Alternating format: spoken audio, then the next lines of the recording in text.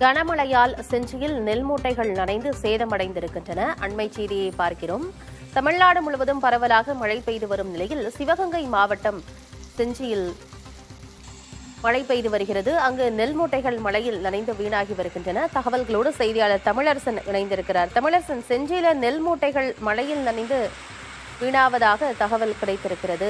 என்ன விவரம்? இப்போ இந்த நெல் மூட்டைகளை பத்திரப்படுத்துறதுக்கு என்ன செய்யறாங்க? ஆனந்தி, விழுப்புரம் மாவட்டம் செஞ்சி ஒழுங்குமுறை விற்பனை கூடத்திற்கு சமீப நாட்களாக ஏராளமான நெல் மூட்டைகள் வந்து கொண்டிருக்கின்றனர். நேற்று இரவு விற்பனைக்காக விவசாயிகள் கொண்டு வந்த 8000க்கு மேற்பட்ட நெல் மூட்டைகள் கமிட்டியில் இருந்தன. இந்நிலையில் இன்று காலை திடீரென மழை பெய்ததால் கமிட்டியில் இருந்த நெல் மூட்டைகள் மழையில் நனைந்து சேதமாகின்றன.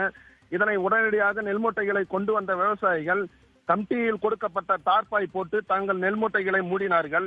இருந்தும் இதில் பாதிக்கு மேற்பட்ட நெல் மூட்டைகள் மற்றும் நேற்று வியாபாரிகள் கொள்முதல் செய்த லாரியில் ஏற்றுவதற்காக வைத்திருந்த நெல் மூட்டைகள் என சுமார் 10,000க்கு மேற்பட்ட நெல் மூட்டைகள் மழையில் நனைந்து சேதமாகினர்.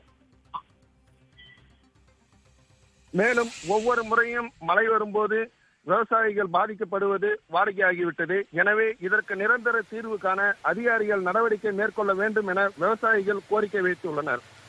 ஆனந்தி, தகவல்களுக்கு நன்றி தமிழரசன்.